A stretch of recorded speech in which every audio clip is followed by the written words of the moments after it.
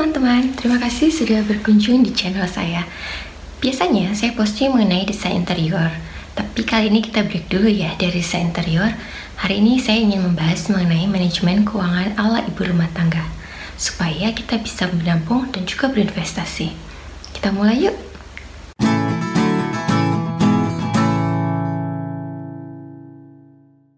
Saya adalah ibu rumah tangga dengan 1 orang anak. Sumber pemasukan saya berasal dari gaji suami dan juga hasil investasi yang saya lakukan. Mungkin manajemen keuangan ibu bekerja sedikit berbeda dengan ibu rumah tangga, tapi saya berharap video ini juga bisa bermanfaat untuk ibu bekerja yang menontonnya. Nah, tahapan pertama dalam manajemen keuangan adalah melakukan budgeting atau penyusunan anggaran. Jadi di awal ketika kita menerima uang bulan dari Pak Suami, kita harus langsung menentukan akan digunakan untuk apa uang tersebut. Ini adalah contoh diagram yang saya buat.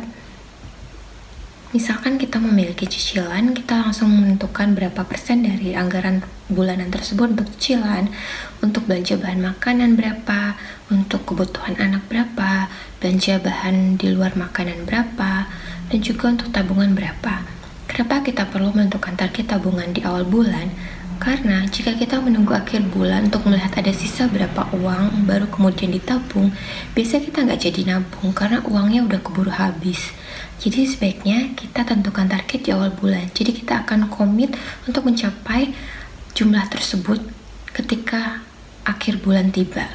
Dan ketika kita menyusun anggaran, ternyata ada sisa uangnya, bisa kita gunakan untuk relaksasi ibu-ibu ya.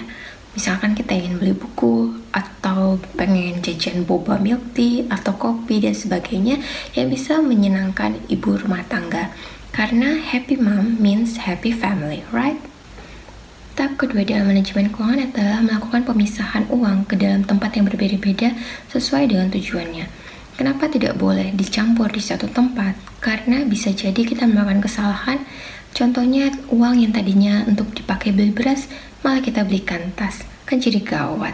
Jadi sebaiknya uang itu ditaruh di tempat yang berbeda, misalkan di amplop atau dompet yang berbeda, atau bahkan di rekening tabungan yang berbeda. Nah sayangnya kalau kita taruh di rekening tabungan yang berbeda, bank mengenakan charge atau biaya untuk administrasi setiap bulannya.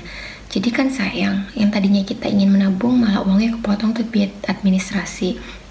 Untuk mensiasati itu, kita bisa membuka yang namanya tabungan berjangka. Apa itu tabungan berjangka? Tabungan berjangka adalah tabungan yang memaksa kita untuk menabung setiap bulan.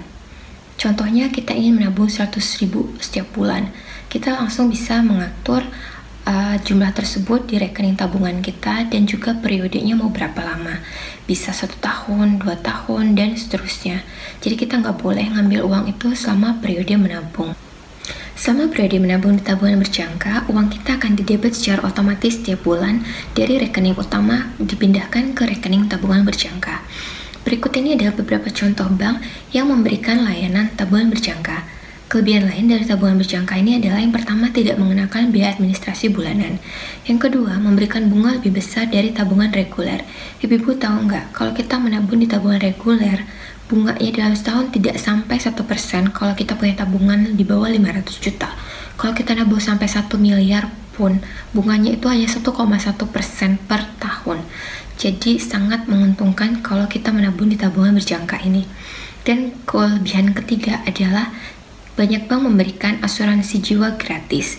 Jadi kalau misalkan kita kenapa-napa, amit-amit ya, nanti asuransi akan meneruskan membayar premi bulanan tabungan hingga periode menabung selesai. Saya buatkan simulasi jika kita menabung di tabungan berjangka. Ini hanya contoh hitungan kasar ya ibu-ibu.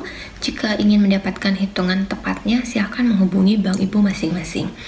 Jadi misalkan ibu A memutuskan untuk menabung Rp100.000 per bulan selama 12 bulan, ibu tersebut akan menabung sejumlah Rp1.200.000 dalam setahun dengan bunga misalkan 3% dan juga dikenakan pajak terhadap bunga tersebut 15%, maka di akhir periode menabung, ibu A akan memiliki uang sejumlah Rp1.230.600.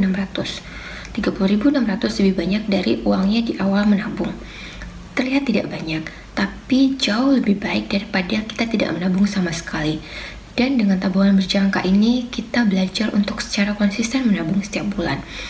Dan bunga yang kelihatan kecil tadi itu bisa juga digunakan untuk menutupi biaya administrasi di tabungan utama kita. Setelah kita memisahkan uang berdasarkan tujuan penggunaannya, tahap berikutnya yang harus kita lakukan dalam manajemen keuangan adalah melakukan monitoring secara rutin. Sebaiknya kita mencatat setiap pengeluaran yang kita buat. Tapi kalau malas nyatat seperti saya, ada baiknya jika kita sebisa mungkin melakukan pembayaran dengan menggunakan kartu debit ataupun electronic money. Karena dengan demikian, setiap transaksi kita akan tercatat, jadi kita gampang mereviewnya. Saya melakukan monitoring pengeluaran secara rutin tiap minggu. Jadi kalau misalkan ada pengeluaran yang over budget, saya bisa langsung mikirin solusi gimana caranya supaya uang tersebut bisa cukup sampai 3 minggu berikutnya. Lakukan monitoring terus secara rutin setiap minggu hingga akhir bulan. Saya yakin dengan cara manajemen keuangan seperti ini, uang bulan kita bisa cukup hingga akhir bulan dan target menabung kita juga bisa terpenuhi. Setelah mengetahui langkah-langkah manajemen keuangan agar uang bulanan cukup dan bisa menabung, kita perlu memikirkan cara untuk memaksimalkan jumlah uang yang bisa kita tabung. Berikut tips dari saya. Tips pertama, lakukan survei terlebih dahulu sebelum belanja, baik secara offline ataupun online, tergantung kita belanjanya di mana. Masing-masing toko memberikan penawaran yang berbeda-beda, makanya kita perlu melakukan survei terlebih dahulu untuk mendapatkan harga yang paling baik untuk kita. Tips kedua, untuk barang-barang yang non-fresh dan tahan lama jika disimpan, misalkan minyak goreng, beras, pasta gigi, shampoo, deterjen, dan lain-lainnya, belilah dalam jumlah yang besar. Karena banyak toko memberikan diskon yang lumayan jika kita berbelanja dalam jumlah besar. Tips ketiga, belilah barang-barang yang menggunakan merek supermarket, bukan merek dari perusahaan-perusahaan besar. Karena biasanya harganya lebih murah.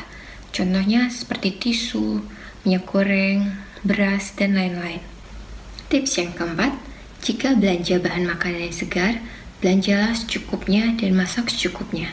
Sering banget kan kita ibu-ibu nyimpen barang di kulkas sampai lupa ternyata ada sayur ini atau buah ini atau ikan ini, dan ketika kita temukan kondisinya udah nggak bagus lagi untuk dimakan dan akhirnya terpaksa dibuang. Itu adalah uang yang kita buang. Dan juga kadang-kadang kita memasak terlalu banyak yang akhirnya nggak dimakan dan akhirnya juga terbuang. Itu juga adalah uang yang terbuang yang seharusnya bisa kita tabung. Batasi penggunaan uang tunai. Kalaupun kita mesti berbelanja di pasar yang hanya menerima uang tunai, sebaiknya bawalah uang secukupnya, jangan terlalu berlebihan. Karena ibu-ibu kita punya kecenderungan kalau bawa uang banyak untuk impulsif buying, yaitu belanja hal yang nggak terlalu kita butuhkan. Manfaat lain dari membatasi penggunaan uang tunai dan lebih banyak menggunakan kartu debit ataupun electronic money adalah semua transaksi kita tercatat. Jadi kita dapat memantau dengan lebih detail apa aja pengeluaran yang kita lakukan. Ketika kita udah berhasil menabung ibu-ibu, kita jadi udah punya modal untuk berinvestasi. Kenapa kita perlu berinvestasi? Yang pertama, sangat riskan untuk bergantung pada satu sumber penghasilan. Terutama pada kondisi seperti sekarang ini, ada pandemi, tiba-tiba PHK. Kalau kita hanya bergantung pada satu sumber penghasilan, ekonomi keluarga kita bisa hancur berantakan. Yang kedua, bunga tabungan biasanya lebih rendah daripada laju inflasi, yang artinya uang yang kita simpan saat ini bisa jadi nilainya lebih rendah di tahun yang akan datang. Uang 100.000 sekarang bisa membeli misalkan 5 kg beras, tahun depan mungkin cuma bisa beli 4 kg. Dan yang ketiga, kenaikan harga barang dan jasa kadang-kadang bahkan melebihi laju inflasi, misalkan kebutuhan anak ataupun biaya pendidikan anak. Jadi, menabung saja tidak cukup ibu-ibu. Kita perlu mengembangkan uang tabungan yang kita miliki melalui investasi. Ada banyak sekali pilihan investasi di luar sana. Saya akan membahas hanya investasi yang pernah saya lakukan dan menguntungkan. Yang nggak menguntungkan nggak saya bahas ya. Tapi saya akan bahas di video berikutnya. Jadi, sampai jumpa di video berikutnya ya. Terima kasih.